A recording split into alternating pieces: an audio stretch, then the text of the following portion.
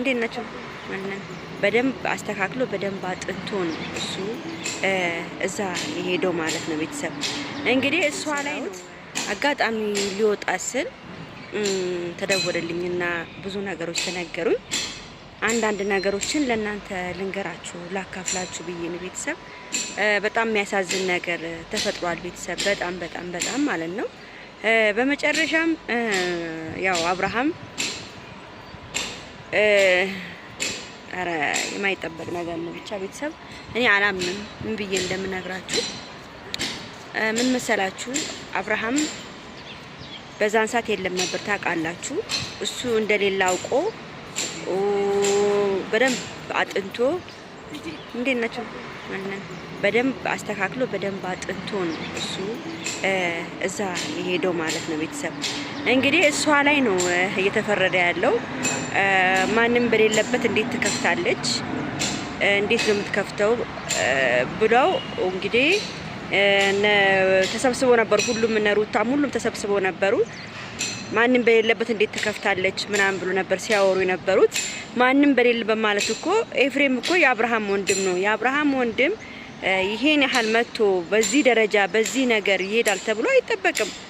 እኔ የባሌ ወንድም ቢመጣ አልከፍትልህም ልለው ነው እንዴ? እንዴ ነው ይሄን አስተሳሰብ?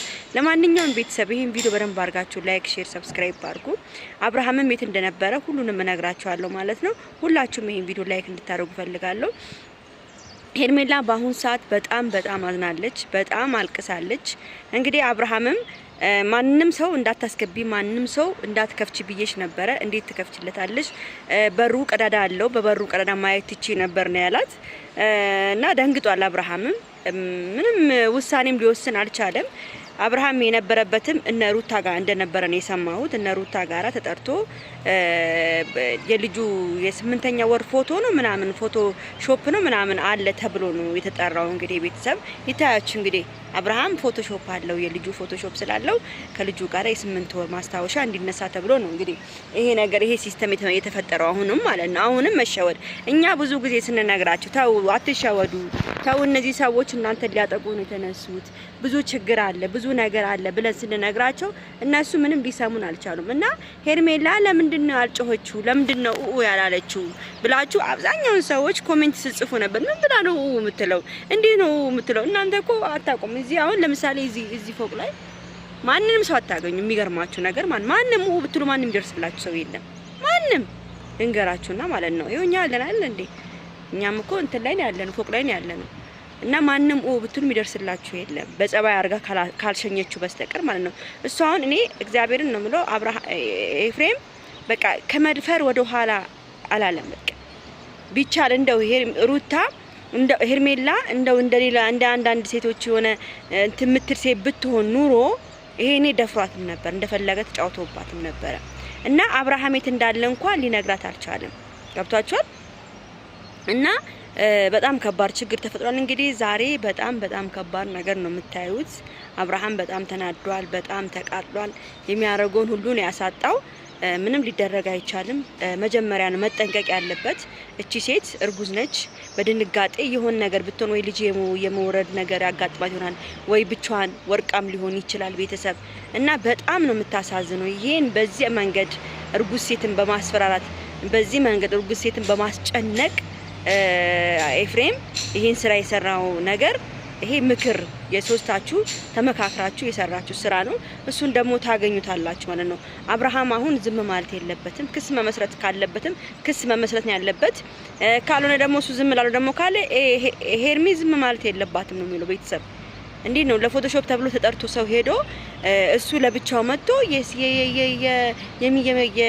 የወንድሙን ሚስት አግባብ ባልሆነ መንገድ አግባብ ባልሆነ በሚያስጠላ መንገድ እሷን መነካካትና እሷን ያልሆነ ቦታዎችን ለመነካካት መጋበዝ በጣም ነው የሚያሳፍረው።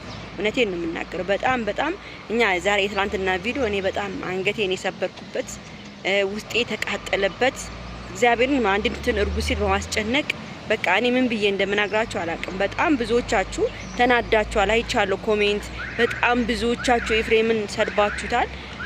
ኤፍሬም እንግዲህ በመጨረሻም ሄርሜላን ያፈቅራታል። አያችሁ እኔ መጀመሪያም ስለፈልክ ነበር ይሄ ልጅ ፎንቃ ገብቶለት ነው ፍቅር ገብቶለት ነው እንደዚህ የሚሆነው ፍቅርም ገብቶለት ነው ብዬ ተናገር ነበር። ግን እሱ ፍቅርም አይደለም መውደድም አይደለም። በጣም የሚገርማችሁ ነገር እሱ በቀልና በቀል ነው ያዘው። ገብቷችኋል? በቀልና በቀል ነው ያዘው። ይሄን በቀል ደግሞ ዝም ማለት የለባትም ሄርሜላ ማለት ነው። ለምን ነገም ከባድ ችግር ስለሚገጥም ማለት ነው። ነገም ሌላን ችግር ስለሚመጣ ማለት ነው። ስለዚህ እባካችሁን ሁላችሁም ለሄርሚ ድምጽ እንድትሆኑላት እፈልጋለሁ። ድምጽ እንድትሆኑላት እፈልጋለሁ። በቃ ድምጽ ሁኑላት። ማርያምን ነው የምላችሁ። ዝም እንዳትሉ ድምጽ መሆን አለብን። መናገር አለብን። መጮህ አለብን። እቺ ሴት በዚህም አይነት መንገድ እሷን ለማጥቃት ለሚሯሯጡ ሰዎች ድምጽ መሆን አለብን። እግዚአብሔርን ነው የምላችሁ። እቺ ልጅ ከጊዜ በኋላ የሆነ ነገር ሊደርስባት ይችላል። ዛሬስ ሄርሜላ ባትኖርስ ቤት ባትኖርስ እስቲ ንገሩኝ። ድንገት ላትኖርም እኮ ትችላለች እኮ። አሁን እኮ በአሁን ሰዓት እኮ ሄርሜላ ጠፍታም ሊሆን ይችላል። አሳፍኗትም ሊሆን ይችላል። ቢያሳፍናት ምን ታውቃላችሁ እናንተ? እኛ አናውቅም የደረሰባትን ነገር እና እኔ በጣም ነው ልቤ የተሰበረው። በጣም ነው ያዘንኩት ቤተሰብ። እኔ እንጃ ብቻ ምን ብዬ እንደምነግራችሁ አላውቅም። ሁላችሁም ድምጽ እንድትሆኑ ነው የምፈልገው። ይሄን ነገር ማድረግ የሌለበትን ነገር ነው ለሴት ልጅ ይሄን ነገር ማድረግ የሌለበትን ነገር ነው ያደረገው። በጣም ነው የሚያሳፍረው። በጣም ነው የሚያስጠላው። እኔ ግን በጣም እጅግ በጣም ደብሮኛል። እጅግ በጣም ነው የደበረኝ።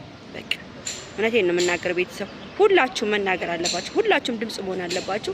አብርሃም ራሱ ካሁን በኋላ እንደዚህ የሚፋታ ከሆነ ማንም ዝም የሚለው የለም። እግዚአብሔርን ነው የምላችሁ። እኔ አብርሃምን ዝም አለውም በአሁን ሰዓት። በቃ ምንም ዝም የሚባል ነገር የለም በዚህ ሰዓት ማለት ነው። እንዴ አብርሃም ራሱ ዝም ከተባለ ችግር ነው፣ በጣም ከባድ ችግር ነው። ስለዚህ እባካችሁ ሁላችሁም ድምጽ ሁኑ። በተረፈ ወዳችኋለሁ፣ አከብራችኋለሁ። ይሄን ቪዲዮ በደንብ አድርጋችሁ ላይክ፣ ሼር፣ ሰብስክራይብ እንድታደርጉ ፈልጋለሁ። በተረፈ ወዳችኋለሁ። ቻው ቻው።